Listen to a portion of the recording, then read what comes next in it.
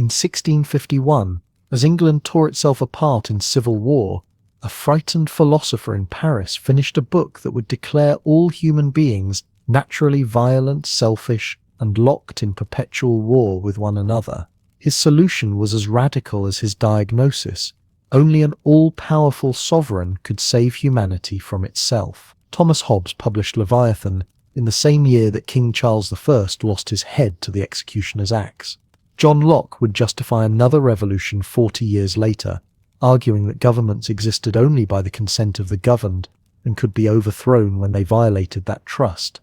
Jean-Jacques Rousseau would take the argument further still, claiming that true freedom required obedience to what he called the general will, a concept so powerful and so dangerous that it would inspire revolutionaries across Europe. 3 philosophers, 3 visions of political power, 3 answers to the most fundamental question in all of politics. Why should anyone obey any government at all? The question itself was relatively new. For most of human history, political authority required no justification beyond tradition, divine right, or simple force. Kings ruled because their fathers had ruled, or because God had ordained it, or because they commanded armies large enough to make resistance futile. But by the middle of the 17th century, that certainty had shattered. England had executed its monarch. Religious wars had devastated Europe. The scientific revolution was revealing a universe governed by natural laws rather than divine caprice. Into this world of crumbling certainties, Hobbes, Locke, and Rousseau introduced an idea that seems almost obvious now, but was revolutionary then. Governments are not natural. They are artificial constructions, human inventions that require justification like any other tool we create. And that justification, all 3 agreed, must begin with the individuals who are governed. They called their justification the social contract. The name suggests a document, something signed and witnessed and filed away in an archive somewhere, but no such document exists. The social contract is a thought experiment, a way of thinking about political authority by imagining what life would be like without it. What would humans be like in what they called the state of nature, a condition before governments, laws, or organized society?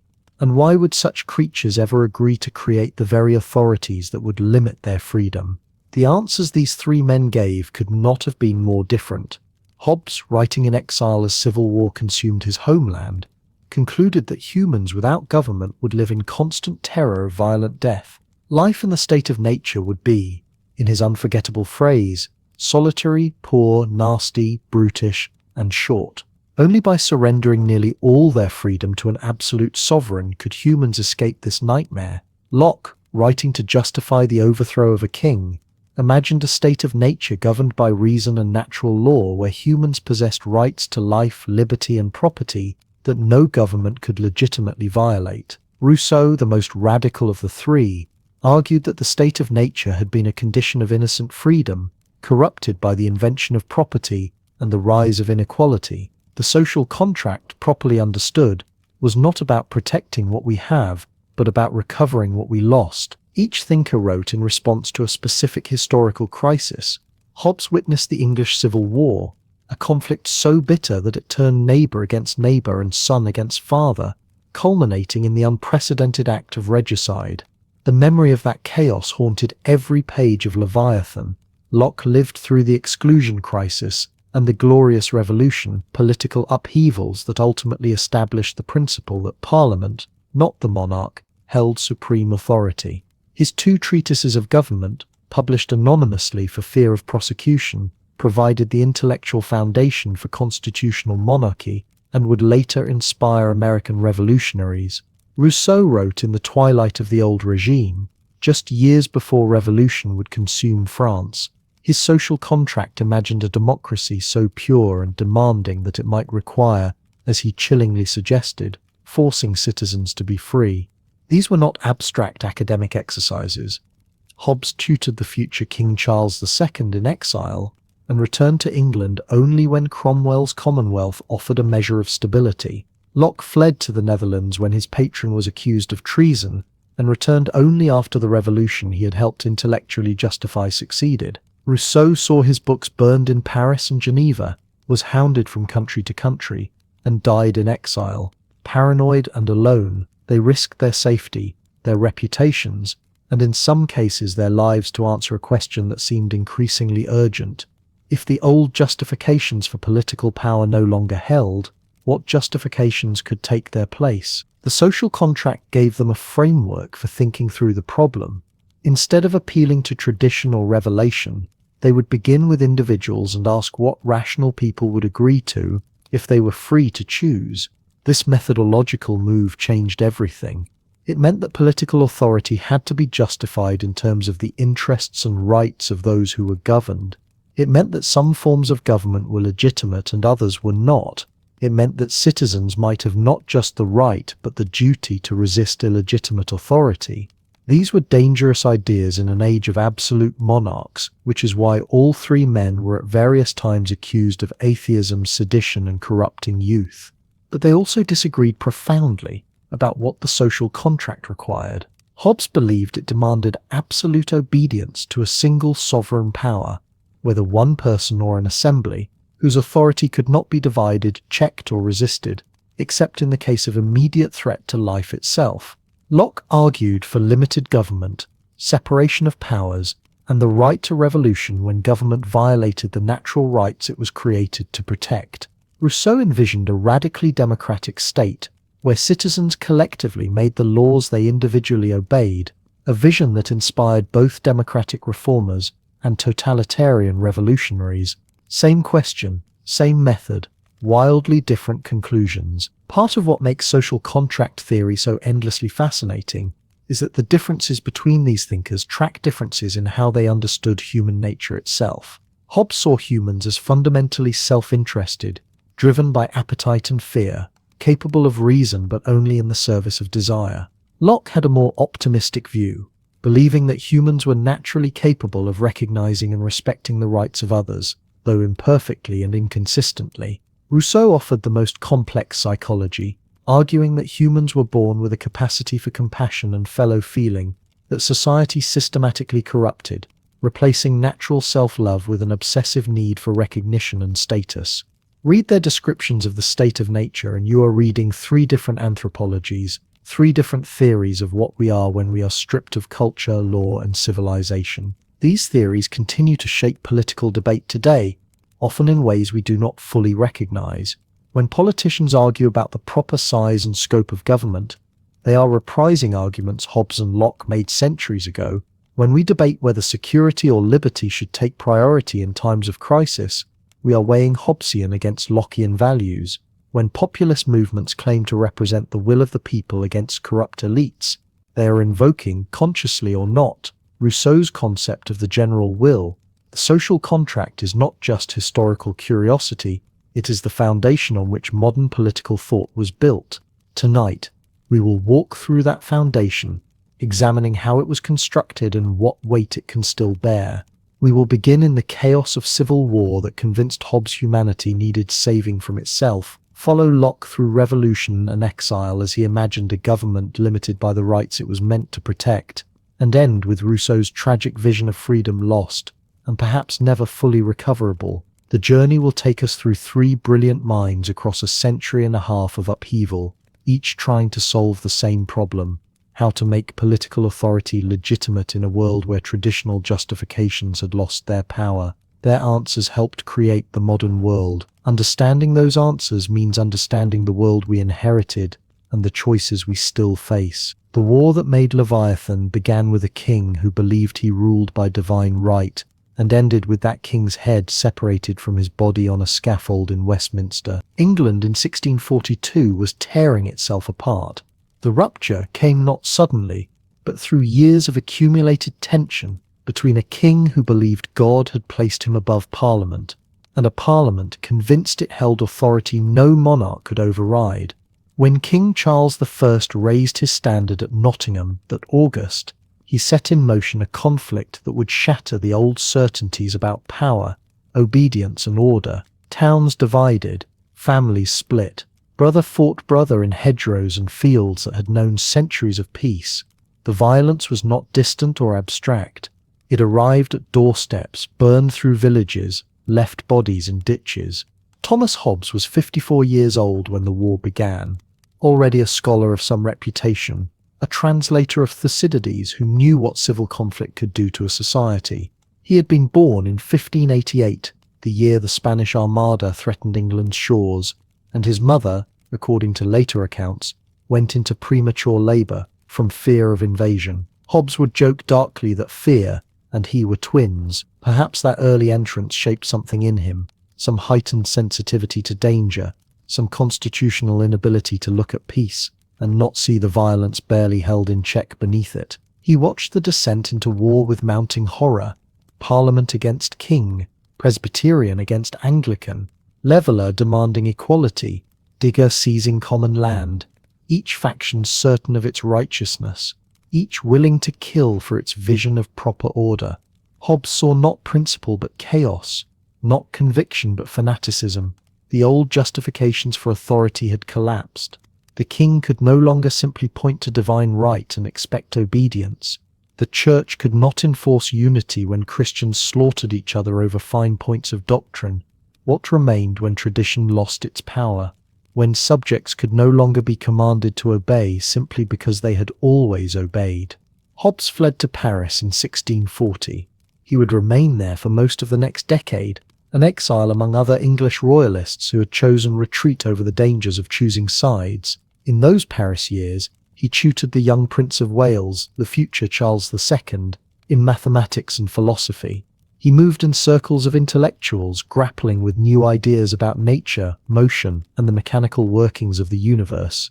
Galileo had shown that the heavens moved according to mathematical laws, not divine whim. Harvey had revealed the heart as pump, the body as machine. If nature operated through material causes, might human behavior do the same? Might politics become a science, as certain as geometry? But the immediate spur to his thinking was not scientific discovery, it was terror. News from England brought reports of battles, massacres, the steady unravelling of everything that had seemed permanent. In 1649, Parliament did what had been unthinkable. It put the king on trial, found him guilty of treason against his own people, and executed him. Charles I walked to the scaffold at Whitehall on a January morning, spoke his final words, and laid his neck upon the block. The divine right of kings died with him that day, but nothing obvious arrived to replace it. Hobbes finished his masterwork in 1651. He called it Leviathan, after the biblical sea monster, and its frontispiece showed a giant figure rising above the landscape, crowned and holding sword and crosier, its body composed of hundreds of tiny human forms. The image captured his central argument: sovereignty must be absolute, artificial, and yet somehow constructed from the agreement of individuals who would otherwise destroy each other. The book was radical in ways both obvious and subtle. It defended absolute monarchy at a time when England had none, but it defended that power not through divine right or inherited tradition. Hobbes grounded authority in the rational choice of individuals seeking to escape something worse. That something worse was what he called the state of nature, though the name is somewhat misleading. Hobbes did not claim this condition had ever actually existed in some golden or terrible past. He was not writing anthropology or history. The state of nature was a thought experiment, a way of asking what would human life be like if there were no government, no laws, no power above individuals to compel obedience. Strip away the artificial structures of civil society, and what remains? What are humans like when nothing restrains them but their own individual judgment? His answer was bleak. In the state of nature, Hobbes argued, there would be no industry, no agriculture, no navigation, no arts or letters. There would be continual fear and danger of violent death, and the life of man would be solitary, poor, nasty, brutish, and short. This was not misanthropy or pessimism for its own sake. It was the logical conclusion of premises about human psychology that seemed, to Hobbes, obviously true. Humans desire things. They desire food, safety, comfort, pleasure, recognition. When two people desire the same thing and both cannot have it, they become enemies. Without a common power to keep them in awe, they will use violence to achieve their ends. The problem was not that humans were naturally evil or innately aggressive.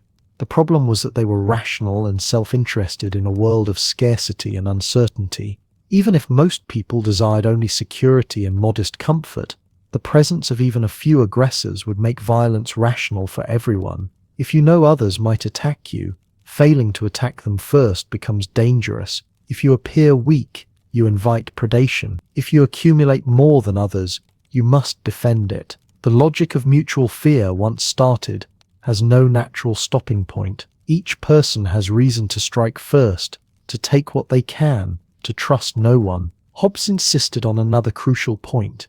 Humans in the state of nature are fundamentally equal. Not equal in strength or cleverness, obviously, but equal enough that even the strongest can be killed by the weakest through stealth or conspiracy. No one is so superior that they can safely ignore the threat others pose. This natural equality, far from producing harmony, makes conflict inevitable. If one person were vastly stronger than all others, perhaps that person could dominate peacefully. But in a world of rough equality, there is no natural hierarchy, no obvious ruler, no one whose authority others must accept simply by virtue of superior power. The state of nature was therefore a state of war, not necessarily constant fighting, but constant readiness for fighting, constant suspicion, constant threat. Hobbes compared it to the way foul weather consists not in a shower or two of rain, but in an inclination thereto of many days together. The war of all against all was the permanent condition, not merely the occasional outbreak, and in such a condition there could be no right or wrong, no justice or injustice. Where there is no common power, there is no law. Where no law, no injustice. Force and fraud become the cardinal virtues of war. This was the legitimacy crisis at its starkest.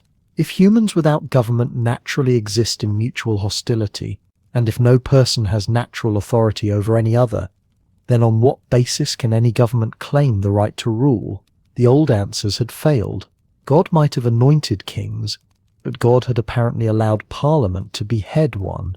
Tradition might have sanctified hierarchies, but tradition had not prevented brother from killing brother. If authority could not come from heaven or history, it had to come from somewhere else. It had to come from the very people who would be subject to it. Hobbes had watched England burn.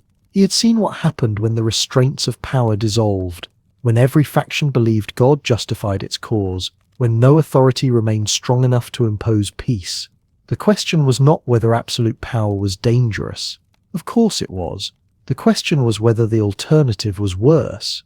If the choice was between the risks of oppression and the certainty of violent chaos, which should a rational person prefer? Hobbes had his answer. He had written it in exile, surrounded by other refugees from a war that seemed to prove everything he had argued. Whether England would accept his solution was another matter entirely. To understand why Hobbes believed humans needed an absolute ruler, we must first understand what he thought humans were like when no ruler existed at all. His answer begins in a place that never was, but that he insisted revealed the deepest truth about what we are. Hobbes began with a thought experiment that had nothing to do with history. He never claimed that human beings once actually lived in what he called the state of nature. He was not describing a golden age or a primitive past. The state of nature was a tool for thinking, a way of stripping away everything that government provides so we could see what remained. Imagine, he said, that all political authority simply vanished. No laws, no courts, no police, no king. What would human beings be like in such a condition? What would they do to one another? His answer would become one of the most disturbing visions in the history of philosophy. To understand why Hobbes thought the state of nature would be a state of war, you need to understand what he thought human beings fundamentally were.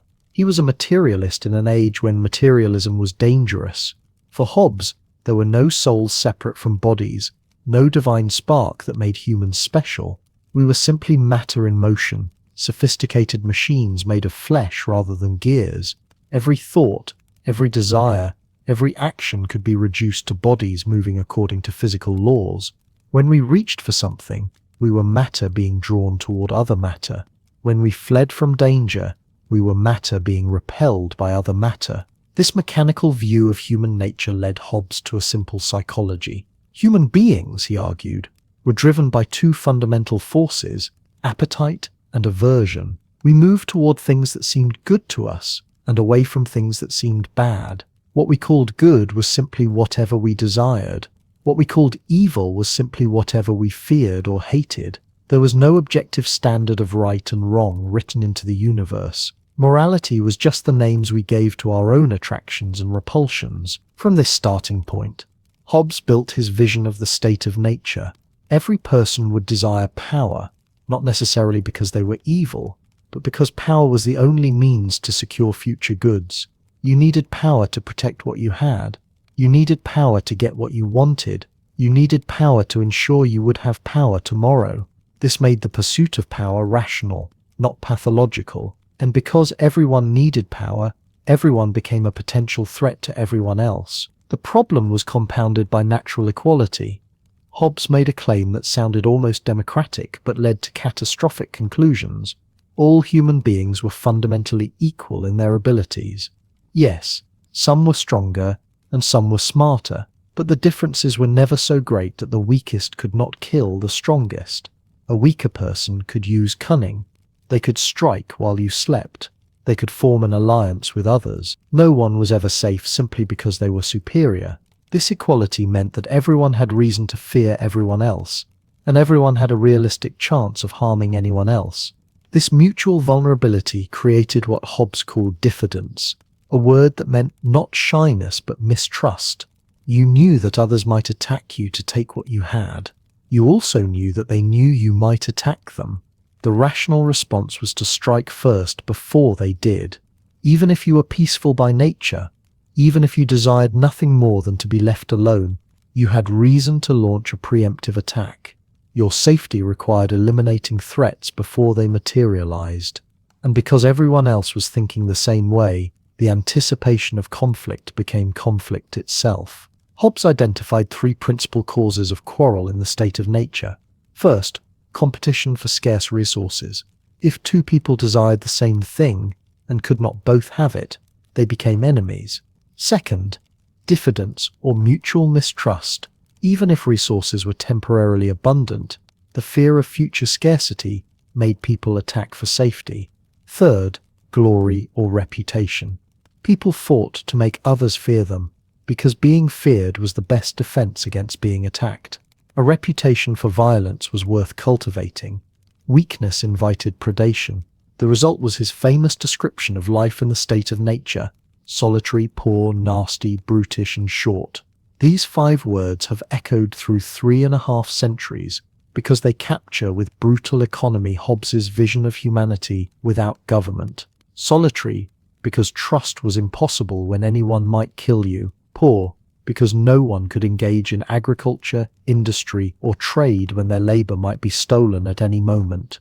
Nasty and brutish, because violence was the only reliable currency of interaction. And short, because violent death was always imminent. Hobbes added details that made the picture even bleaker. In the state of nature, there could be no justice or injustice because there was no law. Right and wrong simply did not exist. Every person had a right to everything, even to one another's bodies, which meant that the concept of rights itself became meaningless. There was no property, because property required some authority to define and protect ownership. There was no culture, no knowledge, no arts, no letters, no society. There was only the continual fear and danger of violent death. He insisted that this condition of war did not require constant actual fighting. War consisted not in battle alone, but in the known disposition to battle. As long as people were prepared to use violence and had no assurance that others would not use it against them, they lived in a state of war. The absence of fighting was simply a cold war, a temporary ceasefire in an endless conflict. To make his point concrete, Hobbes pointed to observable evidence. Look, he said, at how people behave even in functioning societies. When you take a journey, you arm yourself. When you go to sleep, you lock your doors. When you store your valuables, you lock your chests. These actions revealed what you truly believed about your fellow human beings. Even with laws and governments, you acted as though others were threats. How much more dangerous would they be if there were no laws at all? He also pointed to the relations between sovereigns. Kings and queens lived in a state of nature with respect to one another because there was no higher authority to judge between them. And what happened? Constant preparation for war, constant suspicion, constant fortification of borders. International relations revealed what domestic relations would be like without government. Some of Hobbes's contemporaries objected that his state of nature was purely hypothetical, that no such condition had ever existed.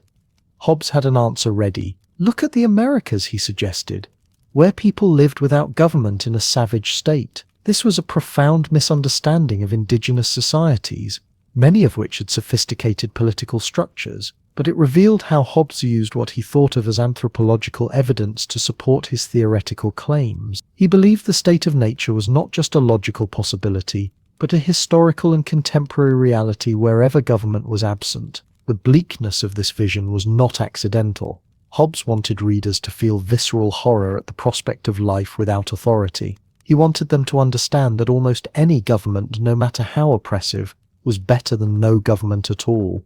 The state of nature was not freedom, it was the absence of freedom, because freedom required security, and security required power strong enough to overawe everyone. Yet beneath the horror was a strange kind of equality. In the state of nature, no one had the right to rule anyone else. All authority had to be created, not discovered. This meant that whatever political order emerged would have to be justified, not simply imposed by divine right or natural hierarchy. Hobbes's dark vision of human nature led, paradoxically, to a radically egalitarian starting point. We were all equally vulnerable, equally dangerous, equally desperate for escape. If Hobbes was right that humans in their natural state would destroy one another, the next question became unavoidable. How could they possibly escape? His answer would require them to do something that seemed almost impossible, to surrender their freedom completely. The solution Hobbes proposed was as audacious as it was disturbing. To escape the war of all against all, individuals must perform an act of collective self-negation so complete that it seems to contradict the very freedom it claims to preserve. They must, in effect, create an artificial God on earth and place themselves entirely under its dominion. This was not a compromise or a negotiation. It was a surrender dressed in the language of rational choice. The mechanism Hobbes described was precise. Each person makes a covenant with every other person to transfer their natural right to govern themselves to a single entity, whether that entity is one person or an assembly. Notice the structure. The agreement is not between the people and the sovereign. The sovereign stands outside the contract entirely, receiving power but making no promises in return. The covenant is horizontal among individuals who recognize that their mutual fear requires a mutual solution. They agree to say, in effect, I authorize this sovereign to act on my behalf, and I will recognize all its actions as my own. Every other person makes the same pledge. The result is a concentration of power so total that it becomes, in Hobbes's famous metaphor, a mortal God. Why must this power be absolute? Hobbes's reasoning follows the same relentless logic that characterized his description of natural life. Any division of sovereignty, any limit on the sovereign's authority, any right retained by individuals to judge whether commands are just, creates the possibility of disagreement about who has the final say. And the moment that possibility exists, the state of nature returns. If subjects can decide when to obey and when to resist, they become judges in their own case. The spiral of mutual fear begins again. Security evaporates. For Hobbes, limited government is a contradiction in terms, like a square circle. Either the sovereign has final authority on all matters, or no one does, which means everyone does, which means war. The sovereign must therefore hold all powers simultaneously. It makes laws and enforces them. It decides disputes and punishes crimes. It determines what may be taught, what may be said, what religious doctrines are acceptable. It commands armies, conducts diplomacy, appoints officials, and redistributes property as it sees fit. These powers cannot be separated without creating rival authorities.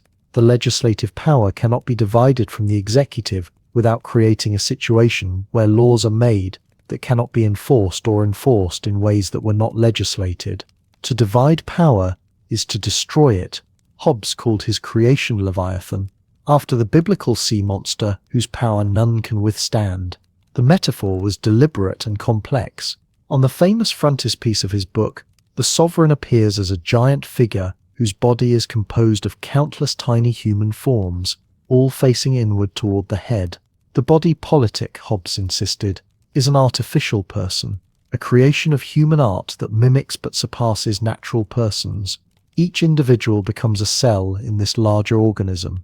The sovereign acts with the combined strength of all who authorized it. Its voice is their voice, its will is their will, or so the logic claims. Yet even in this system of total subjugation, Hobbes insisted that individuals retain one crucial right.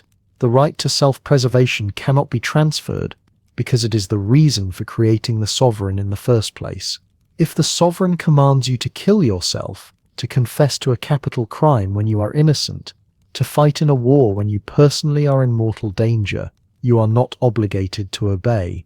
The covenant was made to preserve life, not to end it. At the moment when obedience means death, the original purpose of the agreement dissolves, and the natural right to defend oneself reasserts itself. This exception reveals both the humanity and the instability in Hobbes's system. He will not ask people to sacrifice the very thing the whole apparatus was designed to protect. But this creates a problem. Who decides when the threat to self-preservation is genuine? If I fear that military service will kill me, can I refuse? If I believe the sovereign is about to execute me unjustly, can I resist? Hobbes insists that individuals retain the right to make this judgment, but he also insists that the sovereign may justly punish them for acting on it. You may flee from battle to save your life without violating the covenant, but the sovereign may execute you for cowardice without violating its authority. The logic is perfect and terrible. For all other cases, resistance is not merely illegal but incoherent. To rebel against the sovereign is to rebel against the authority you yourself created and continue to authorize. The sovereign cannot commit injustice toward its subjects, because justice is whatever the sovereign declares it to be. The sovereign is not bound by the covenant because the sovereign is not party to it. The sovereign cannot be deposed for misrule because there is no authority higher than the sovereign to make that judgment. The only circumstance that dissolves the obligation to obey is the sovereign's complete inability to provide protection. If the state collapses, if the sovereign is conquered, if order vanishes entirely, then and only then are individuals returned to the state of nature and freed to seek protection elsewhere. What makes Hobbes's argument radical is not the conclusion but the premise. He derives absolute monarchy not from divine right, not from ancient tradition, not from natural hierarchy, but from the rational choice of equal individuals. This was the scandalous innovation. Kings before Hobbes claimed authority because God anointed them, because their bloodline descended from Adam, because the universe itself was ordered in ranks from highest to lowest. Hobbes sweeps all of this away. The sovereign's power comes from below, from the consent of those who need protection. The foundation is human will, human fear, human calculation. In this sense, Hobbes is the first modern political philosopher, even though his conclusions sound ancient. He builds absolute power on the bedrock of individual right. The implications were immediately unsettling. If sovereignty rests on consent, what happens when that consent is withdrawn? If the purpose of government is protection, what if the government fails to protect? If individuals retain the right to self-preservation, does that right expand when the threat comes from the sovereign itself? Hobbes had tried to seal every exit from his logical fortress, but the questions multiplied. His sovereign was absolute, indivisible, and unchallengeable, yet it existed only because individuals chose to create it. The tension would not hold forever. Hobbes wrote his defense of absolute power as England executed one king and would soon restore another. 40 years later, a different revolution would demand a different kind of theory, one where sovereignty belonged not to monarchs, but to the people themselves. John Locke walked through the streets of Amsterdam in 1685, a fugitive using the name Dr. van der Linden. He was 53 years old, his health fragile from chronic asthma, and he had every reason to believe that, if he returned to England, he would be arrested, tried for treason, and quite possibly executed. The government of King James II had placed him on a list of dangerous conspirators. His closest political ally, Anthony Ashley Cooper, the first Earl of Shaftesbury, had died in exile 2 years earlier, broken by the failure of their cause. Everything Locke had worked for in English politics appeared to have ended in total defeat. Yet within 4 years he would return to England in triumph, sailing in the fleet that accompanied the new Queen Mary. The king he had opposed would be in exile, fleeing to France in the middle of the night, and Locke would publish, anonymously at first, a book that would provide the philosophical justification for what had just occurred, a revolution carried out with almost no bloodshed that would transform the nature of English monarchy forever. The two treatises of government would become one of the most influential political texts ever written, its arguments shaping revolutions on both sides of the Atlantic. But to understand what Locke wrote, you must first understand what he lived through and what he believed was at stake. Locke was born in 1632 in Somerset, the son of a country attorney who fought on the parliamentary side during the Civil War. He grew up in the aftermath of the conflict that had so terrified Hobbes, but his experience of it was entirely different. Where Hobbes saw chaos that demanded absolute authority, Locke's family saw a struggle for legitimate limits on royal power. He studied at Oxford, became a physician and scholar, and seemed destined for a quiet academic life until 1666, when he met Anthony Ashley Cooper. Cooper, who would become the Earl of Shaftesbury in 1672, was one of the most influential and controversial politicians in Restoration England.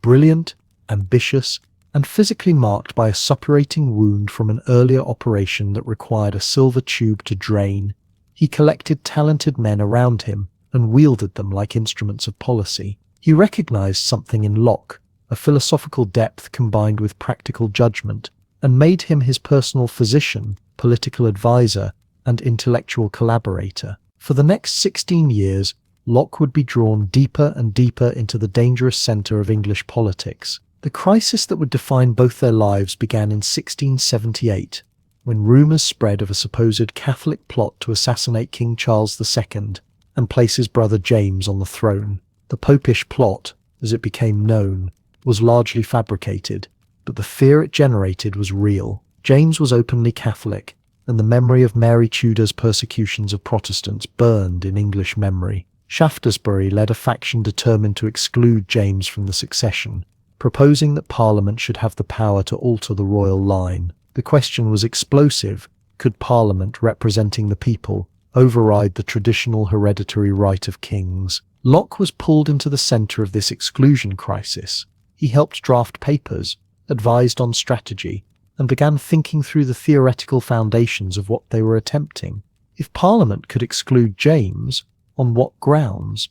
By what right could the people's representatives overturn the succession? Hobbes would have called this chaos inviting itself back in, the breakdown of sovereign authority that led to civil war. But Locke was developing a different answer, one that would require rethinking the entire basis of political authority. The exclusion effort failed. Charles II dissolved Parliament rather than allow James's exclusion, and by 1682, Shaftesbury's faction had collapsed. Some of its members began plotting armed rebellion. Whether Locke was directly involved remains uncertain. The historical evidence is fragmentary, but the government clearly believed he was. Shaftesbury fled to Amsterdam and died there in January 1683. By September, Locke followed him into exile, travelling under false names, carrying his manuscripts in cipher. He spent the next 5 years in the Netherlands, living among other English exiles and Dutch republicans, watching from a distance as James II took the throne in 1685 and began systematically working to restore Catholicism to England. James appointed Catholics to military commands, university positions, and local government offices in direct violation of law. He claimed the power to suspend laws by royal prerogative. He put Anglicans on trial for refusing to read his declarations from their pulpits. Everything Locke and Shaftesbury had feared appeared to be coming true. In the Netherlands, Locke had time to think and write. He worked on multiple projects simultaneously, including a philosophical work that would become the Essay Concerning Human Understanding and the two treatises of government. The two treatises were polemical, written with a specific purpose to demolish the theory of divine right monarchy and to establish in its place a theory of limited government based on consent and natural rights. The first treatise, rarely read today, was a line-by-line refutation of Sir Robert Filmer's Patriarcha, which argued that kings inherited their authority from Adam's God-given dominion over creation. Locke's task was to show that this entire intellectual edifice was absurd, that no political authority could be derived from biblical genealogy or paternal power. But the second treatise was constructive, offering an alternative account of political legitimacy that began not with authority, but with freedom. This was the crucial difference from Hobbes, where Hobbes started with war and fear and built towards sovereign power as salvation. Locke would start with rational individuals possessing natural rights and build toward government as a limited instrument for protecting those rights. The contrast was not merely philosophical but political. Hobbes's theory justified absolute monarchy. Locke's would justify revolution. The opportunity came in 1688. William of Orange, ruler of the Netherlands and Protestant husband of James's daughter Mary, was invited by a group of English nobles to invade and take the throne. He landed with a Dutch army in November, and James's support collapsed almost instantly. Officers deserted, nobles switched sides, and by December, James had fled to France. Parliament declared that he had abdicated and offered the crown jointly to William and Mary, with conditions attached. The monarch would govern according to law, with Parliament's consent required for taxation and the maintenance of armies. It was a bloodless revolution, glorious in the eyes of those who welcomed it, and it created a new kind of constitutional monarchy, limited and answerable. Locke returned to England in February 1689, sailing with Queen Mary herself.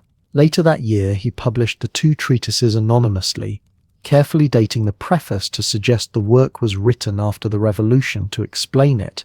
In truth, much of it had been written earlier, during the exclusion crisis, but Locke understood that the theory would be judged by its usefulness in justifying what had just occurred. He was offering England, and eventually the world, a way to understand why the overthrow of James II had been not rebellion but legitimate resistance to tyranny. The intellectual architecture of Locke's argument was deliberately designed to oppose Hobbes at every crucial point. Where Hobbes saw humans as naturally at war, Locke would argue they possessed natural sociability and reason. Where Hobbes demanded the surrender of rights to an absolute sovereign, Locke insisted on the retention of natural rights and the creation of limited government. Where Hobbes made resistance almost always illegitimate, Locke made it a right, even a duty, when government violated its trust. This was not merely academic disagreement. It was a battle over the nature of political reality itself, fought with philosophical arguments but aimed at constitutional outcomes. Yet there was something both men shared, and it revealed the revolutionary nature of their entire project. Both Hobbes and Locke grounded political authority in consent, in the agreement of individuals, rather than in divine right, tradition, or conquest. Both used the device of the state of nature to ask what political obligation looked like when stripped of all historical and social context. Both treated individuals as the basic units of political analysis, possessing rights or interests that preceded any government. In this sense, despite their radically different conclusions, they were allies against an older world where authority simply was, inherited from God or history, never requiring justification. Locke would spend his remaining years in England as a celebrated intellectual figure, advising politicians, corresponding with Newton and other natural philosophers, and watching as his ideas spread across Europe and to the American colonies. He died in 1704, reading his Psalms as his friend Lady Misham sat with him. By then, the two treatises had established itself as essential reading for anyone thinking about the grounds of political obligation. Its influence would only grow. Where Hobbes saw human nature as the problem that only power could solve, Locke saw something different in the state of nature, something that made freedom possible rather than impossible. John Locke never saw the state of nature the way Thomas Hobbes did. Where Hobbes found war, Locke discovered something closer to an uneasy peace. Where Hobbes saw humans as mechanical creatures driven by appetite and fear, Locke saw rational beings capable of recognizing moral truths without the threat of punishment. This difference was not merely temperamental, it was philosophical. grounded in a fundamentally different understanding of what human beings were like before governments existed, and what they remained capable of even in the absence of political authority.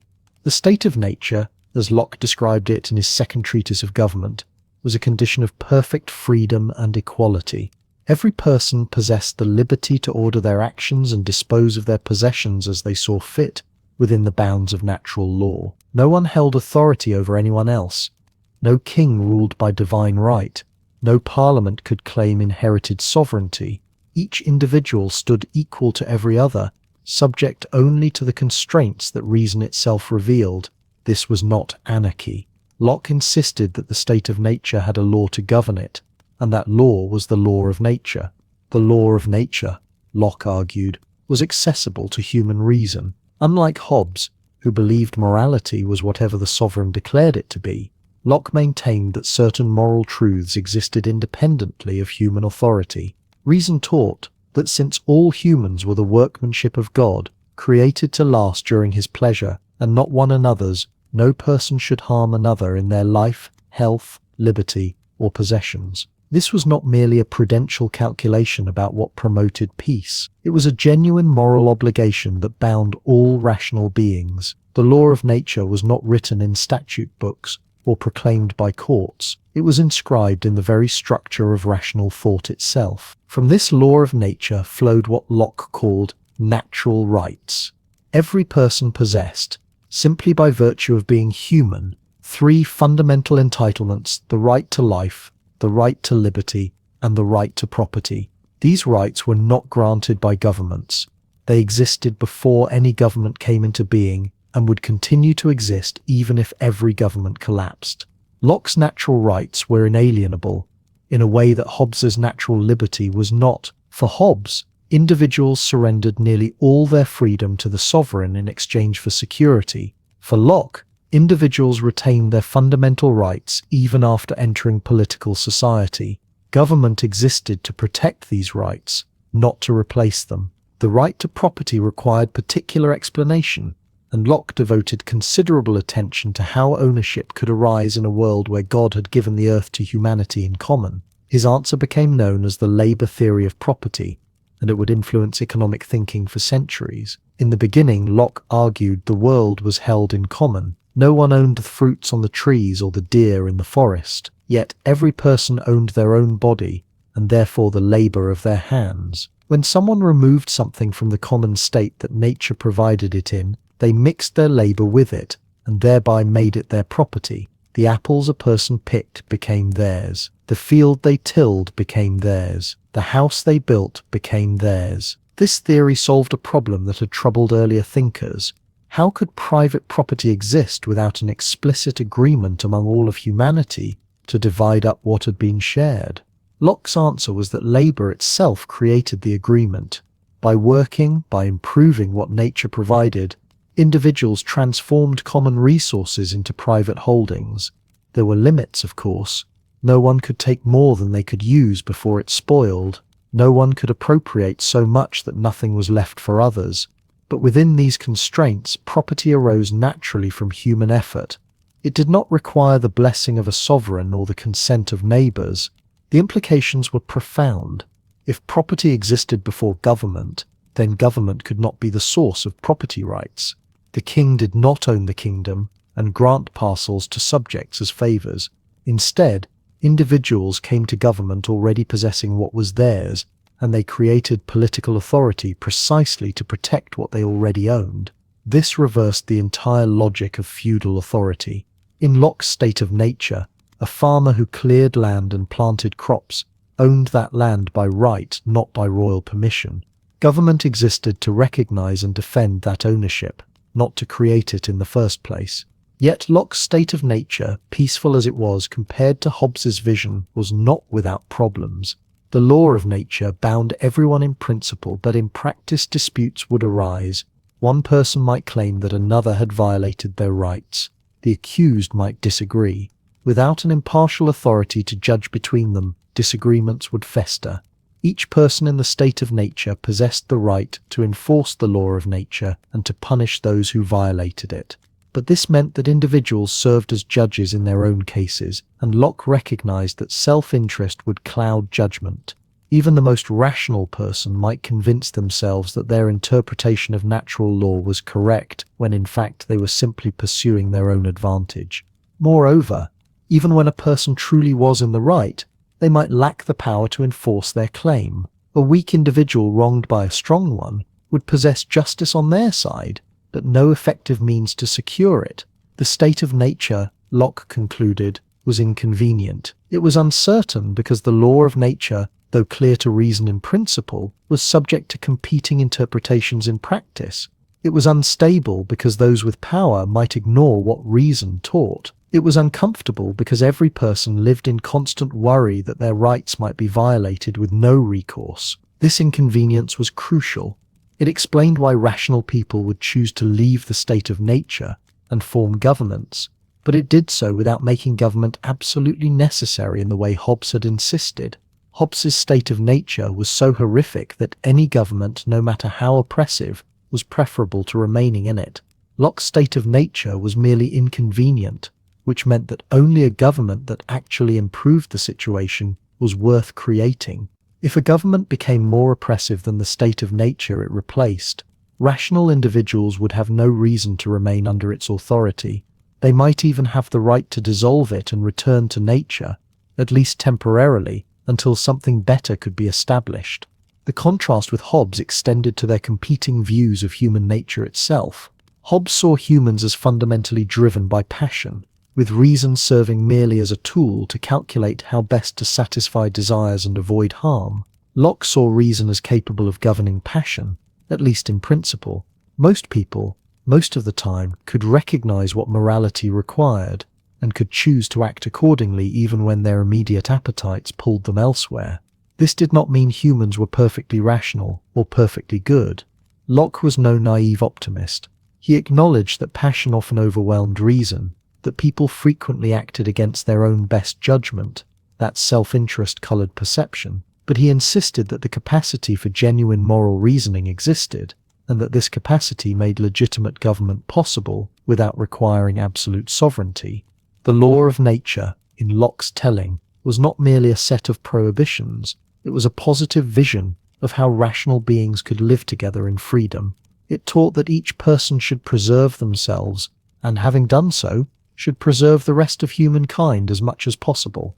It established reciprocal duties: do not harm others, and they should not harm you. It created a moral equality that preceded and transcended all political arrangements. Kings and peasants, lords and laborers, all stood equal under natural law. Political authority, when it arose, would have to respect this fundamental equality or lose its claim to legitimacy. Locke's state of nature was thus a kind of moral space, a conceptual realm where human beings could be understood in their essential nature before the accidents of birth and the contingencies of history placed them in different stations. It was not a historical claim about how people once lived, though Locke sometimes gestured toward indigenous peoples of the Americas as examples of societies that approximated natural conditions. It was a philosophical device for revealing what rights people possessed simply by virtue of being human and what governments could legitimately do. If Locke's state of nature was not a war of all against all, why would anyone ever leave it? His answer would center on a single problem: the absence of an impartial judge. If Locke's state of nature was not the nightmare Hobbes imagined, something still drove people to leave it behind. The inconvenience he identified was real enough. Without government, every person retained the right to interpret natural law and to punish those who violated it. When you were wronged, you became both judge and executioner in your own case. When someone stole from you, you decided what justice required. The problem was not violence itself, but partiality. Human beings, Locke understood, were reasonably good at recognizing natural law in the abstract. They became remarkably creative at misapplying it the moment their own interests were at stake. The solution required people to do something that Hobbes had considered impossible: to create authority without destroying freedom. Locke's social contract was not a desperate escape from chaos, but a rational improvement on a tolerable situation. People in the state of nature possessed rights that no one could rightfully take from them. When they formed a government, they did not surrender these rights to a sovereign. They pooled certain powers for everyone's mutual benefit while retaining everything else. The relationship Locke described was not submission, but trust. This distinction transformed everything. Hobbes's sovereign stood above the contract, beyond accountability, wielding absolute power that no subject could legitimately challenge. Locke's government existed within the contract, bound by its terms, holding authority only as long as it fulfilled its purpose. The people did not give themselves to the sovereign. They entrusted specific powers to a government that remained, always and forever, their servant. What powers did they entrust? Locke was precise about this. People gave up their individual right to interpret natural law in disputes involving themselves. They agreed to follow common rules established by a legislature rather than each enforcing their own judgment. They transferred their right to punish violations of natural law to public authorities, but that was all they gave up. They retained their fundamental rights to life, liberty, and property. Government received delegated powers for limited purposes to establish known laws, to provide impartial judges, and to create sufficient force to execute those laws fairly. Nothing more. This meant government had specific duties it could not escape and clear boundaries it could not cross. It existed to protect natural rights, not to define them or grant them. When Parliament passed a law, that law derived its legitimacy not from the mere fact of being declared, but from its conformity with natural law and the consent of the governed. A government that violated natural rights broke the contract that gave it authority. A government that seized property arbitrarily or imposed laws without consent stopped being a government at all. It became a band of thieves with pretensions. Locke understood that power corrupts even those who begin with good intentions. His answer was to divide power against itself. Where Hobbes insisted that sovereignty must be absolute and indivisible, Locke argued that safety required separation. Legislative power to make laws belonged to an assembly representing the people. Executive power to enforce those laws belonged to a different body, often a monarch but one whose authority derived from and remained subordinate to the legislative. The power to make war and peace formed a third category, distinct from both. Each power checked the others.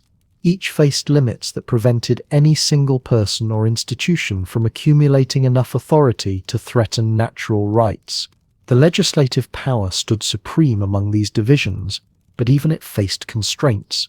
It could not rule by arbitrary decree. Laws required publicity, stability, and generality.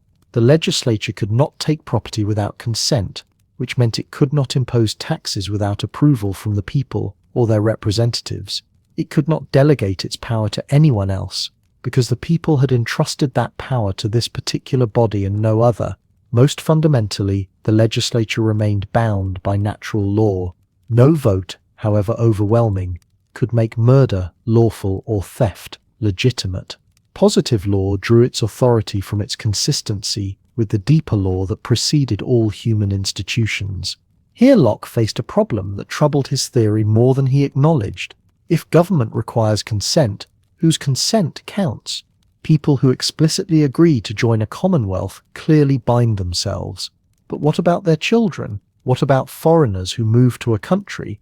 What about those born into a society they never chose?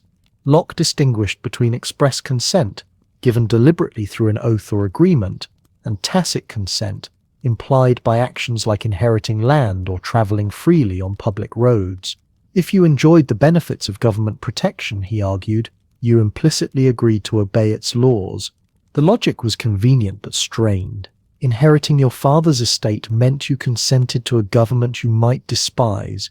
Walking on a road built before you were born somehow bound you to obey laws you considered unjust. Critics would point out that Locke's tacit consent looks suspiciously like no consent at all, just an excuse for demanding obedience from people who happen to be born in the wrong place. The problem remains unresolved in liberal theory. We speak of government by consent while recognizing that almost no one consents to anything except by the accident of geography and birth. But Locke's theory contained something more important than an airtight account of obligation. It contained permission to resist. Where Hobbes had made rebellion almost impossible to justify, Locke made it not just permissible but sometimes mandatory. If government violated the trust placed in it, if rulers used their power to destroy rather than protect natural rights, if they governed without consent or refused to enforce the laws they passed, then the contract dissolved, authority evaporated. The people recovered their original right to judge for themselves and to establish new government on better foundations. This was not a right to rebel over trifling matters or honest mistakes. Locke understood that change itself carried risks, that revolution brought chaos and suffering. People would endure considerable abuse before taking the drastic step of dissolving government. But there came a point when obedience itself became complicity, when a king repeatedly violated the constitution, seized property without legal process, governed through force rather than law, and demonstrated through a long train of abuses that he sought absolute power. Then resistance stopped being rebellion and became self-defense. The timing of Locke's argument was no accident. He wrote the two treatises to justify the removal of James II, a Catholic king, who seemed to many Protestants to be conspiring with France to establish absolutism in England. When William of Orange landed with an army in 1688 and James fled to France, Locke's theory provided philosophical legitimacy for what might otherwise have looked like a coup. The Glorious Revolution, as its supporters called it, became not an overthrow, but a restoration of legitimate authority. James had broken the contract. William accepted power under new terms that made clear the supremacy of Parliament and the limits on royal prerogative. A century later, colonists in North America would find Locke's language perfectly suited to their purposes. When they declared independence from George III, they echoed Locke's structure almost exactly. They listed a long train of abuses. They appealed to natural rights that preceded any government. They asserted that governments derive their just powers from the consent of the governed. They claimed the right to alter or abolish any government that becomes destructive of the ends for which it was created. The Declaration of Independence was, in many ways, Locke's theory translated into revolutionary practice. But there was something Locke never quite explained. How did you tell the difference between a legitimate revolution and a criminal insurrection? He said the people had the right to judge when government broke the contract. But who counted as the people? A majority? A virtuous minority? Those with property? And what happened when people disagreed about whether the contract had been violated? During the American Revolution, roughly a third of colonists remained loyal to the crown. They believed that Parliament had the right to tax the colonies and that the rebels were criminals. Locke's theory gave you grounds to resist tyranny, but it offered no clear method for determining when tyranny had actually arrived. The problem went deeper still. If government existed to protect property, and if property owners had the strongest stake in stable government, then perhaps only property owners should have full political rights. Locke's theory could justify a very limited franchise, one that excluded servants, labourers, women, and anyone else who lacked independent means. Liberty and equality in the state of nature did not necessarily translate to liberty and equality in civil society. You could build a Lockean government that looked remarkably comfortable with hierarchy, provided that hierarchy rested on property rather than birth and protected the rights of those who possessed enough to matter. Yet the radical core of Locke's argument kept pushing beyond the limitations he placed on it. If all humans possessed natural rights, if governments existed only by consent, if authority dissolved when it betrayed its trust, then the logic of equality kept working itself out through history. Those excluded from full citizenship could appeal to Lockean principles against their exclusion. If reason and natural law were accessible to all, then why should only some people vote? If consent legitimized government, then whose consent was required? Locke's theory, born from aristocratic revolution, carried within it the seeds of more thorough transformations. By 1762, Locke's vision of government by consent had helped inspire a new kind of political order. But in Geneva, a watchmaker's son would argue that both Hobbes and Locke had missed something essential about what freedom truly meant. By 1762, Locke's vision of government by consent had helped inspire a new kind of political order. But in Geneva, A watchmaker's son would argue that both Hobbes and Locke had missed something essential about what freedom truly meant. Jean-Jacques Rousseau was born on June 28, 1712, in the independent Republic of Geneva, a city that prided itself on its austere Protestant values and its republican traditions. His mother died 9 days after his birth, a loss that would haunt him throughout his life. His father, a watchmaker with romantic pretensions, filled the boy's head with ancient histories and tales of republican virtue, then abandoned him to relatives when Jean-Jacques was 10 years old. It was not an auspicious beginning for a philosopher who would revolutionize thinking about childhood, education, and human development. At 13, Rousseau was apprenticed to an engraver who treated him cruelly. At 16, finding the city gates locked after an evening walk, he decided on impulse not to return at all. He simply walked away from Geneva and spent the next 15 years wandering through France and Italy, working as a lackey, a music copyist, a tutor, a secretary. He learned by reading voraciously and by observing the vast disparities between the wealthy households where he sometimes worked and the poverty he himself often endured. Unlike Hobbes with his Oxford education or Locke with his gentleman's upbringing, Rousseau came to philosophy from below, from the position of someone who had experienced dependence and humiliation firsthand. His breakthrough came in 1749, while walking to visit his friend Denis Diderot, who was imprisoned at Vincennes. Rousseau was reading a newspaper announcement of an essay contest posed by the Academy of Dijon. Has the restoration of the sciences and arts contributed to the purification of morals? The question struck him with the force of revelation. Sitting under a tree, overwhelmed by emotion, he saw in a flash a truth that contradicted everything the Enlightenment believed about progress. Civilization had not improved humanity. It had corrupted it. The essay he wrote, The Discourse on the Sciences and Arts, won the prize and made him famous overnight. But it was his second discourse, published in 1755, that laid out the full scope of his radical vision. The Discourse on the Origin and Basis of Inequality Among Men asked a question that neither Hobbes nor Locke had properly considered. Where did inequality come from? And was it natural or artificial? Rousseau's answer began with a thought experiment even more provocative than those of his predecessors. He asked his readers to imagine humans in their most primitive state, before language, before society, before even families as sustained institutions. These first humans, he argued, were not locked in Hobbesian war. They wandered through forests, satisfying their simple needs with ease, encountering one another rarely and parting without conflict. They possessed a natural compassion, a physical revulsion at seeing other creatures suffer, that prevented gratuitous cruelty. This was not yet morality, which requires reflection and social rules. It was something more basic, a gut-level sympathy that humans shared with other animals. In this earliest condition, humans possessed what Rousseau called amour de soi, self-love. This was a healthy, natural concern for one's own preservation and well-being, but it was not competitive or comparative. The savage had no need to measure himself against others, because he encountered others so infrequently. He lived entirely in the present moment, knowing neither past regrets nor future anxieties. He was, Rousseau suggested, neither happy nor unhappy in any meaningful sense. He simply was, like an animal grazing in a field. How then did this solitary, peaceful creature become the anxious, competitive, status-obsessed being of modern society?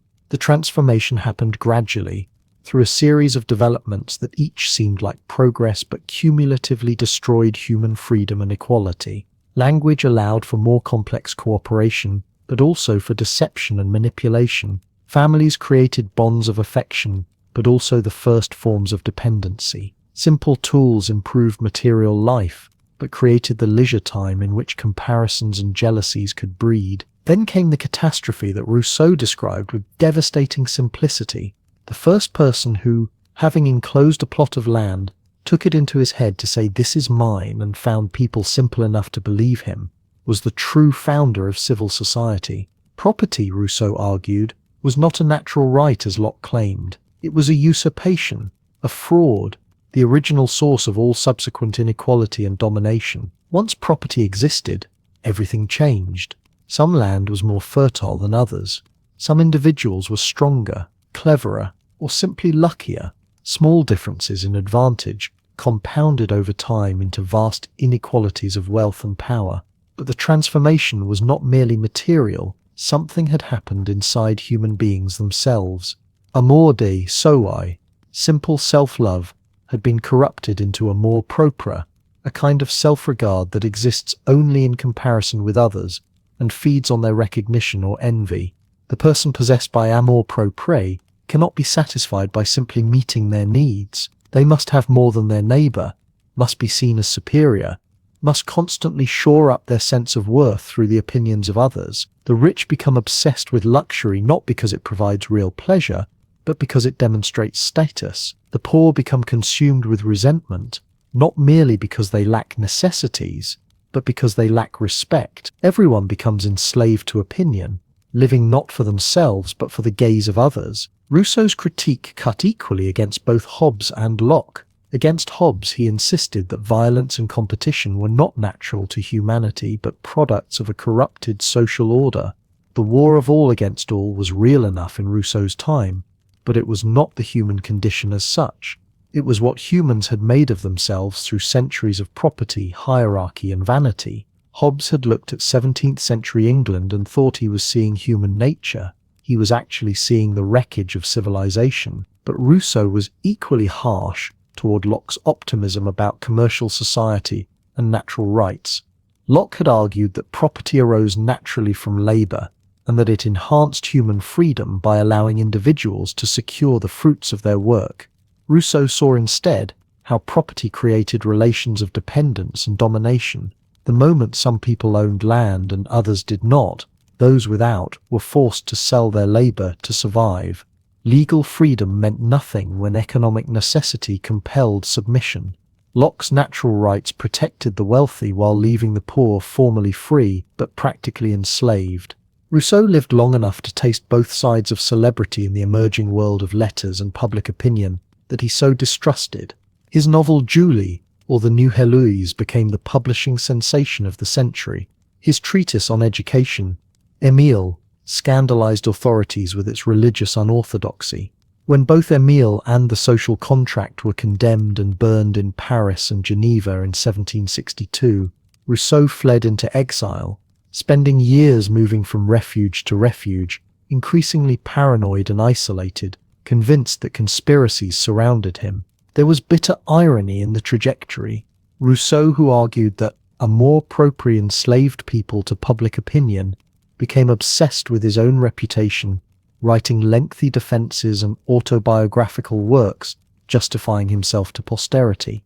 Rousseau, who celebrated natural simplicity, lived his final years as a celebrated man of letters, dependent on aristocratic patronage. The contradictions were real, but they did not invalidate his insights. If anything, his own struggles demonstrated how difficult it was to escape the psychological corruption that social inequality produced. When he wrote the opening line of The Social Contract, Rousseau crafted a sentence that directly challenged everything both Hobbes and Locke had built. Man is born free and everywhere he is in chains. The phrase was deliberately paradoxical. How could humans be born free if, as both predecessors agreed, they were born into a state of nature that was either violent chaos or at best inconvenient?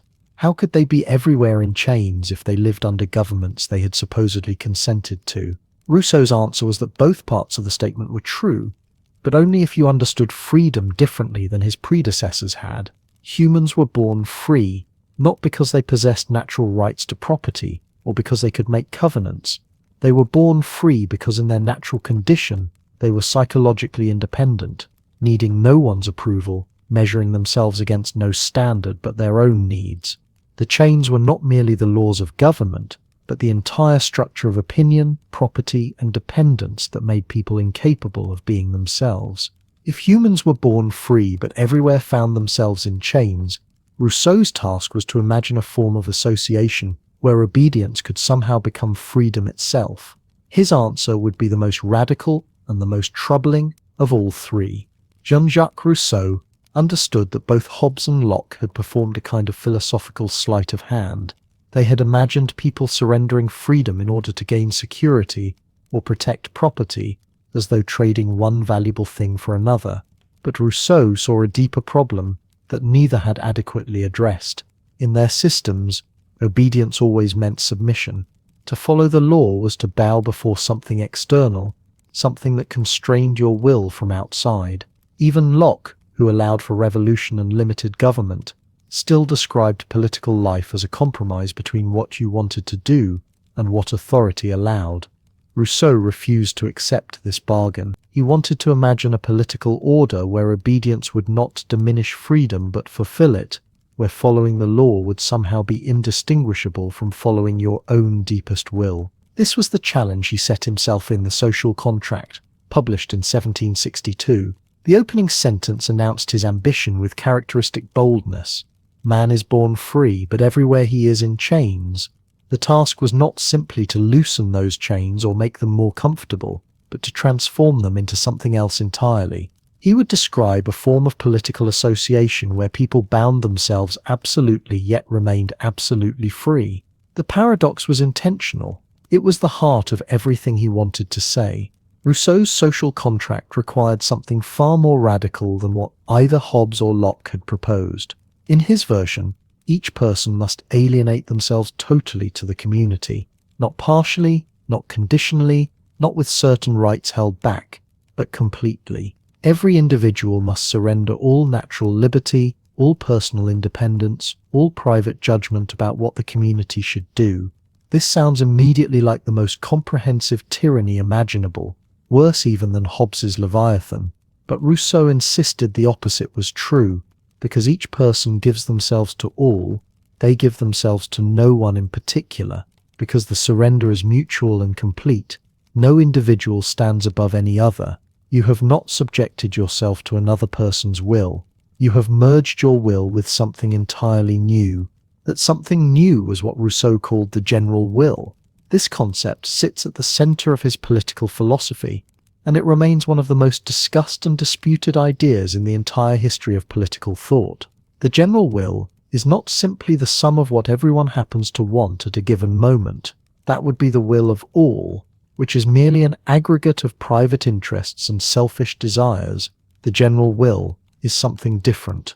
It is what the community as a whole genuinely needs, what genuinely serves the common good. It aims always at the welfare of the collective body, at what benefits everyone equally as citizens rather than what advantages particular individuals or factions. The distinction matters enormously. If you ask a group of people what they want, you might get 100 different answers reflecting 100 different private interests. Some want lower taxes, others want more public services, some want restrictions on commerce, others want freedom to trade. The will of all is simply this cacophony of competing desires. But behind all these particular wants, Rousseau believed there exists a single objective good for the community as such. The general will aims at this good. It asks not what benefits me personally, but what benefits us as a people. It sets aside private advantage and seeks only the common interest. When you obey a law that expresses the general will, Rousseau argued, you are not bowing before an alien power, you are obeying yourself. This claim initially seems absurd. How can being compelled by law ever be self-government? Rousseau's answer depended on distinguishing between two aspects of the self. There is the particular self, the bundle of immediate desires and personal interests that wants what it wants right now. But there is also a deeper self, the self that recognizes its identity as part of a community and genuinely wills the common good. When law forces you to act against your immediate desire, but in accordance with the common good, it is freeing this deeper self from the tyranny of your particular passions. The law does not impose an external will upon you. It calls you back to your own best will, the will you possess as a citizen, rather than as a private individual. This is what Rousseau meant by one of his most notorious phrases. In a legitimate political order, he wrote, "Whoever refuses to obey the general will shall be compelled to do so by the whole body." This means nothing less than that he will be forced to be free. The phrase has troubled readers ever since. To be forced to be free sounds like the perfect expression of totalitarian doublespeak, the kind of slogan that could justify any amount of coercion in the name of some abstract collective good. Rousseau's defenders insist this misreads him. He was describing a specific scenario, someone who has participated in forming the general will, but then, out of weakness or selfishness, fails to act on it. Such a person is like an addict who genuinely wants to quit, but cannot resist the next drink. To prevent him from drinking is to align his actions with his own authentic will. It liberates him from a lesser compulsion. Whether this defense succeeds depends on whether you believe the general will is genuinely discoverable, and whether coercion in its name can truly serve freedom. Rousseau himself acknowledged that finding the general will was not simple. It required citizens to think clearly about the common good and to set aside factional interests. It required political life to be transparent and direct, with no representatives who might corrupt or distort the popular will. It required that fundamental decisions be made by the people themselves, gathered in assembly. Only under such conditions could you be confident that law expressed the general will rather than the will of some dominant group or manipulative elite. But who could create such conditions? Here Rousseau introduced one of his most enigmatic and troubling figures, the lawgiver. At the founding of any legitimate state, he argued, there must be someone of extraordinary wisdom who shapes the basic institutions and writes the fundamental laws. This lawgiver is not a king or a sovereign in the ordinary sense. He holds no permanent authority. He proposes laws but cannot enforce them. Only the people can enact what he suggests. Yet his role is absolutely crucial because ordinary people, especially in the chaos of a society's founding, may not be wise enough to see what the general will requires. They need someone who can perceive it for them and present it to them in a form they can accept. The lawgiver must therefore be something like a teacher, a prophet, even a kind of noble deceiver. Rousseau observed that historical lawgivers often claim divine inspiration. Moses brought commandments from God. Lycurgus consulted the oracle. Numa spoke with a goddess. Rousseau did not believe these supernatural claims, but he understood their political utility. People are more willing to accept fundamental laws if they believe those laws come from a source higher than any human will. The lawgiver must therefore appeal to an authority that ordinary politics cannot reach. Once the laws are established, and the people have internalized them, the lawgiver disappears. His work is done. The community can govern itself according to the general will he helped them to see. This vision of founding depended on a shared civic identity strong enough to unite diverse individuals into a genuine whole. Rousseau believed that political community required more than institutions and laws. It required what he called civil religion, not a traditional faith with priests and dogmas about the afterlife, but a minimal set of shared beliefs that would bind citizens together. These beliefs must include the existence of a benevolent deity, the happiness of the just and punishment of the wicked, the sanctity of the social contract and the laws. Beyond these essential articles, Rousseau was tolerant. People could believe what they wished in private. But anyone who refused these basic commitments could not be part of the political community, because such refusal undermined the foundations of social life itself. The idea of civil religion has made many readers deeply uncomfortable. It seems to give the state authority over conscience, to mandate belief as a condition of citizenship. Rousseau insisted he was proposing nothing like religious persecution. He wanted only to ensure that citizens possessed the basic values necessary for political cooperation. Yet the potential for abuse is obvious. Who decides what beliefs are truly essential? What happens to those who dissent? Rousseau's attempt to reconcile individual freedom with collective unity kept arriving at moments where freedom seemed to require submission, where autonomy seemed to demand conformity. This tension ran through everything he wrote about the social contract. He wanted a society where people were genuinely free, yet he described a level of civic commitment and collective authority that could easily become oppressive. He rejected representation and insisted on direct democracy, yet he acknowledged that such democracy could only work in small states where citizens could actually gather in assembly. He celebrated the general will as the foundation of legitimacy, yet he admitted that discovering it was difficult and that people might need to be guided or even compelled toward it.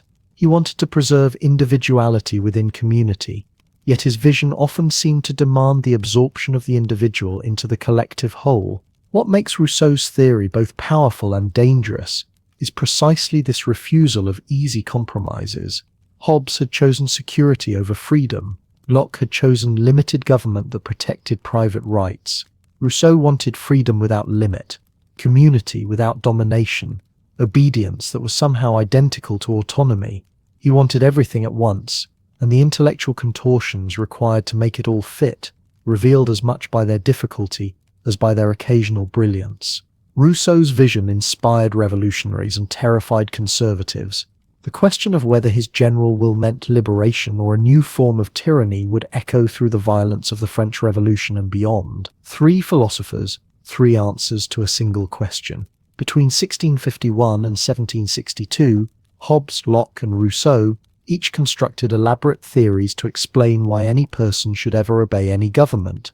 They worked in different countries, lived through different crises, and reached conclusions so divergent that reading them in sequence creates a kind of intellectual whiplash. Yet beneath their disagreements lay a revolutionary shared conviction that political authority could not simply assert itself, could not merely claim divine right or ancient tradition, but had to justify itself before the tribunal of human reason. This was the rupture that mattered.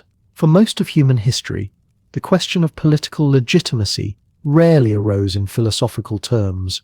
Kings ruled because God chose them, or because their ancestors had conquered, or because the social order was seen as natural and eternal as the seasons. To demand justification was itself a radical act. When Hobbes asked his readers to imagine a state of nature where no authority existed, he was not simply describing a philosophical hypothesis. He was performing an act of intellectual demolition, sweeping away centuries of inherited assumptions and insisting that governance had to be built up again from first principles. Locke inherited this revolutionary method even as he rejected Hobbes's conclusions. Rousseau inherited it from both even as he accused them of fundamental errors. All 3 began by imagining humans without government, asked what such creatures would be like and what they would need, and then attempted to show how legitimate authority could emerge from their consent.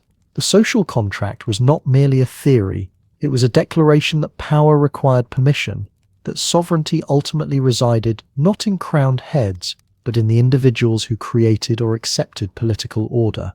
Where they diverged was in nearly everything else. Start with their visions of human nature, and you find 3 portraits so different they might be describing different species. Hobbes saw beings driven by appetite and fear, rational only in their pursuit of self-preservation, incapable of trust without external enforcement. His human creature was intelligent but fundamentally mechanical, a body in motion seeking pleasure and avoiding pain, calculating advantage and responding to threats. In the state of nature, these creatures would inevitably collide like billiard balls, each seeking the same scarce goods, each incapable of believing the promises of others. The result was not moral failing, but mathematical necessity. Violence emerged from equality itself. Locke looked at human nature and saw something considerably more hopeful. His humans possessed not just reason, but a capacity to recognize moral law, to understand that others had rights identical to their own, to cooperate and keep promises even in the absence of a sovereign. Where Hobbes saw appetite, Locke saw conscience. Where Hobbes imagined perpetual fear, Locke imagined rational calculation that could lead to productive peace.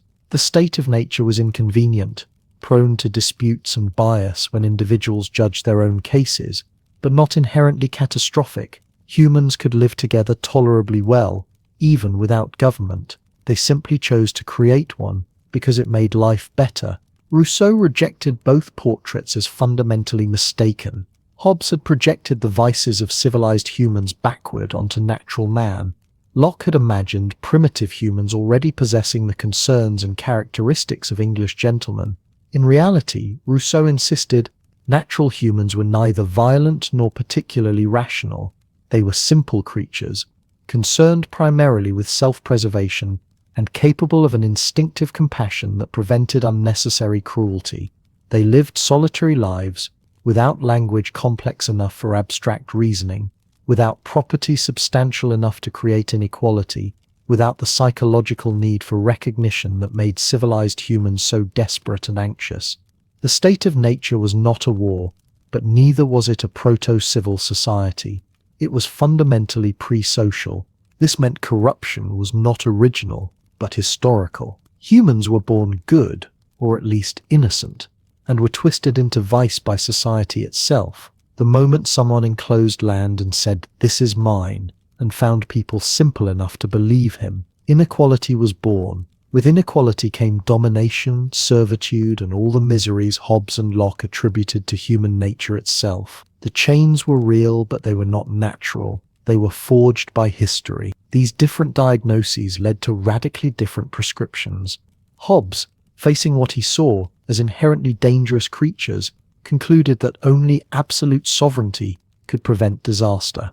The social contract had to be complete and irrevocable. Individuals surrendered their right to govern themselves to a sovereign power that would then be accountable to no one. This sovereign could be a monarch or an assembly, but it had to be unified, indivisible, and supreme. Any limitation on sovereign power, any right of resistance, any divided authority would recreate the conditions of the state of nature. Security required submission. Freedom, in any meaningful sense, was a delusion that endangered everyone. Locke, seeing less dangerous creatures with legitimate natural rights, designed a social contract that preserved rather than surrendered those rights.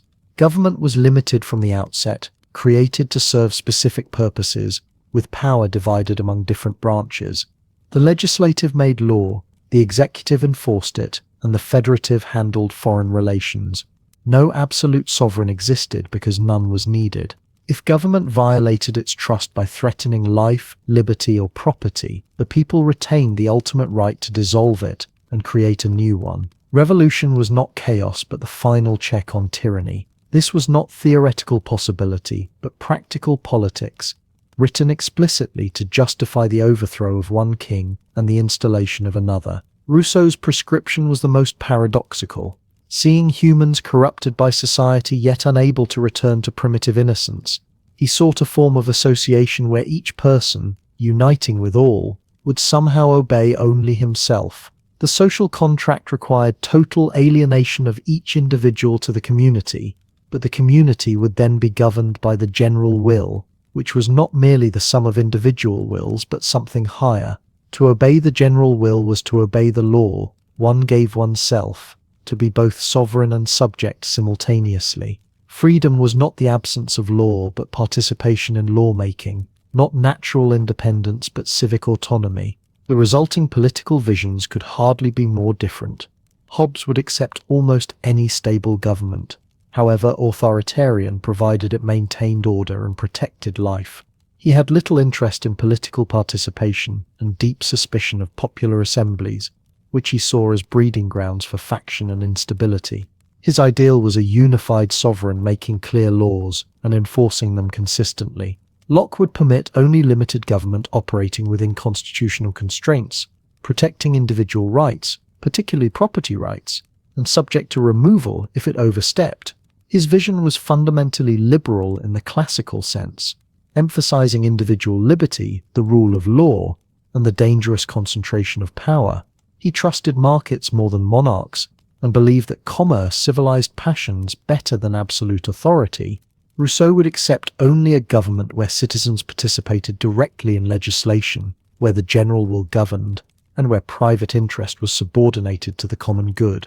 He was suspicious of representatives, opposed to divided sovereignty, and convinced that true freedom required active citizenship in a small, homogeneous republic, where individuals identified completely with the whole. His vision was democratic, but also demanding, requiring a level of civic virtue and public participation that few societies could sustain. Each theory contained internal tensions, its author never fully resolved. Hobbes grounded absolute sovereignty in individual consent, but if individuals had the right to create a sovereign, why not the right to remove one? He said they retained the right to resist commands threatening their self-preservation, but who judged when that threshold was crossed? His logic pointed toward consent, but his conclusions toward authoritarianism. Locke grounded natural rights in a law of nature accessible to all humans, but then derived property from labor in ways that seemed to justify unlimited accumulation and inequality. He spoke of consent, but acknowledged that most people never explicitly consented to anything. He defended religious toleration, but excluded Catholics and atheists. His liberalism was genuine, but also conveniently aligned with the interests of propertied English gentlemen. Rousseau sought to reconcile freedom and authority, but ended with formulations like being forced to be free that troubled many readers. His general will was supposed to represent the common good, but who determined what it was? If someone disagreed with the majority, was their dissent evidence that they failed to grasp the general will, or evidence that the general will itself was an illusion? His vision of civic unity could sound like harmony, or like the suppression of all dissent. Yet these tensions arose precisely because each thinker was grappling seriously with genuine problems. Hobbes lived through a civil war where competing claims of authority led to mass violence. His authoritarianism was a response to real chaos, not abstract theorizing. Locke wrote as England navigated from Stuart absolutism toward constitutional monarchy, trying to articulate principles that would permit political change without constant instability. Rousseau watched enlightened civilization produce unprecedented inequality and wondered whether progress had been worth the price. Their historical contexts shaped not just their conclusions but their questions. Hobbes asked how order could emerge from chaos. Locke asked how freedom could be preserved against tyranny. Rousseau asked how equality could be restored without returning to savagery. Each was both philosopher and participant, thinking through problems that mattered urgently in their own lives. The debate these three men began has never ended. Every time we argue about the balance between security and liberty, or question whether a government has overstepped its authority, we are still working through the problems they identified. The ink on Rousseau's social contract had barely dried when the world began to burn. Within 11 years of its publication, American colonists stood in Philadelphia and declared truths they held to be self-evident. Within 27 years, Parisians stormed a prison fortress and launched a revolution that would reshape Europe. The theories that Hobbes, Locke, and Rousseau had constructed in candlelit studies became ammunition in fights over flesh-and-blood governments. Their thought experiments about imaginary states of nature suddenly mattered to real people deciding whether to overthrow real kings. The connection was not subtle. Thomas Jefferson owned multiple copies of Locke's second treatise. When he wrote that governments derive their just powers from the consent of the governed, when he insisted that people possess unalienable rights that no authority can legitimately violate, he was translating Lockean philosophy into revolutionary declaration. The entire structure of the American founding rested on premises. Locke had articulated that legitimate authority requires consent, that governments exist to protect natural rights, that people retain the right to alter or abolish any government that becomes destructive of these ends. The Constitution's separation of powers echoed Locke's warning against concentrating authority. The Bill of Rights enumerated exactly the kind of pre-political entitlements Locke had theorized. France's revolutionaries drew from a different well.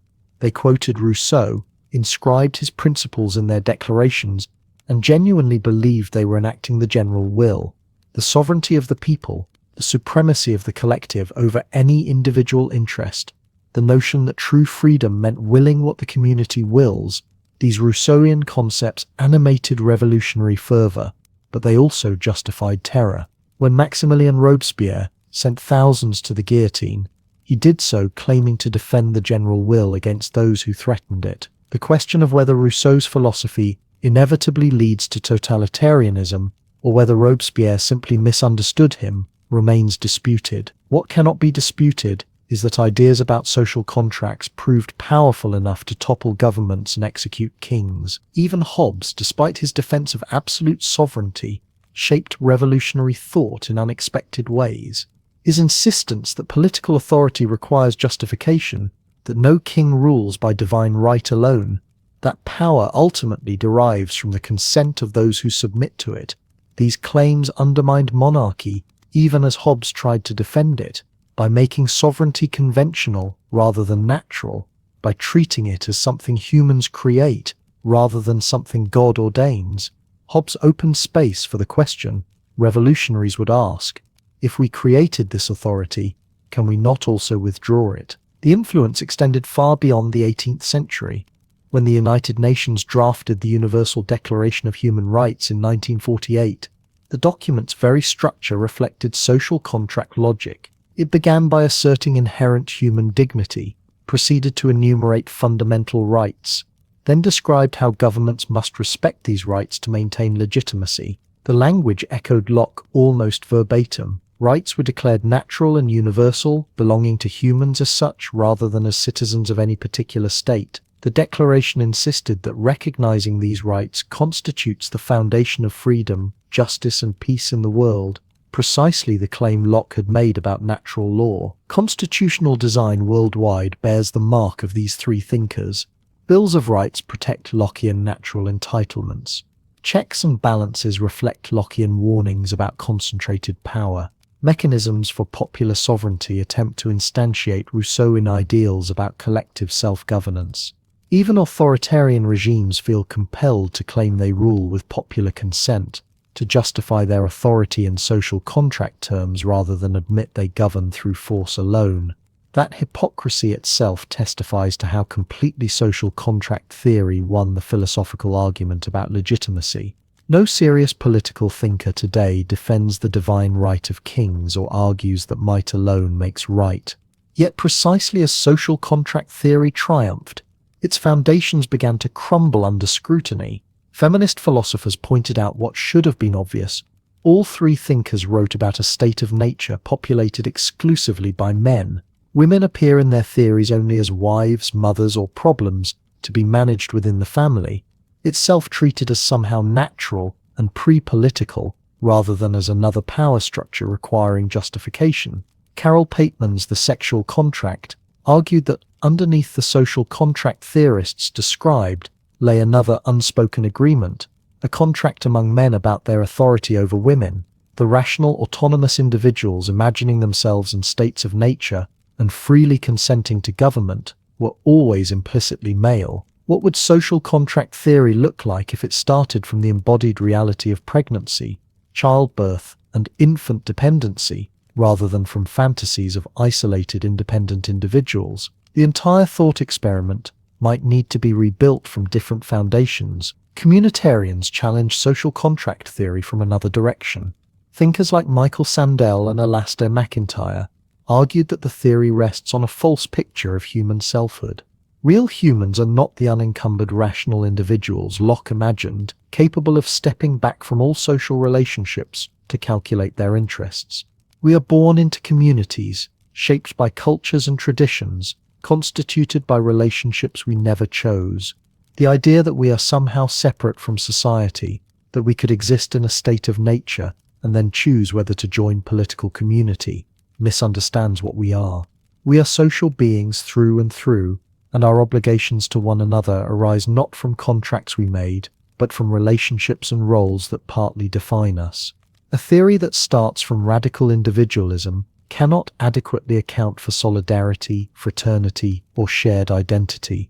Then there is the problem that troubled even sympathetic readers from the beginning, the problem of consent. Locke tried to solve it by distinguishing explicit consent from tacit consent. If you voluntarily remain in a country once you reach adulthood, if you inherit property or use public roads, you have tacitly consented to that country's government. But this stretches the concept of consent beyond recognition. Consent implies a meaningful ability to refuse. What if you cannot afford to emigrate? What if every other country would also demand your consent? Simply being born somewhere and lacking resources to leave hardly seems like the kind of voluntary agreement that could generate obligations as serious as political obedience. David Hume made this point devastatingly in the 18th century. If you wake up on a ship far at sea, the captain might claim you freely consent to his authority because you do not jump overboard, but this makes consent meaningless. Contemporary political philosophy struggles with this inheritance. Immigration policy debates reveal the tensions. If legitimate government rests on consent of the governed, what authority does a state have to exclude non-citizens who never consented to its borders? Yet if anyone can claim membership simply by arriving, what remains of the idea that political communities are voluntary associations? The social contract framework seems to grant too much power to exclude and simultaneously too little power to maintain distinct communities. Civil disobedience raises similar puzzles. If legitimacy requires consent, those who never genuinely consented seem justified in resisting. But if everyone can simply opt out of laws they dislike, collective governance becomes impossible. Rawls tried to solve this by distinguishing consent to the constitutional structure from consent to particular laws, but the line proves difficult to maintain. How much injustice makes a constitution illegitimate? When does principled resistance become mere lawlessness? Global justice presents perhaps the deepest challenge. Social contract theory imagines separate political communities, each with its own government created by its own people. But we live in a world where actions in one country produce consequences in another, where climate change and economic inequality cross all borders, where refugees flee violence their host countries did nothing to create. Does justice require something like a global social contract? How could such an agreement ever be reached or enforced? Yet without it, what obligations do wealthy nations have to poor ones, or to the stateless? The urgency of these questions stems from something all three thinkers understood. Legitimacy is not automatic. Power that cannot justify itself is just violence wearing a crown. Every time a government claims authority, it implicitly invokes some version of the social contract's logic. It insists it rules rightly, not merely effectively. And every time citizens question that authority, whenever they ask why they should obey, they resurrect the debate Hobbes, Locke, and Rousseau conducted. The answers those three men offered differ profoundly, but the question they all took seriously remains the most important one political philosophy can ask. In a world where authority still often means force, where borders are defended with guns and laws enforced with prisons, the question of what makes any of this legitimate rather than merely powerful refuses to rest. None of these thinkers believed they were writing bedtime stories. They were trying to solve the most urgent question imaginable: when must we obey, and when must we resist? Their answers still shape the world we wake to.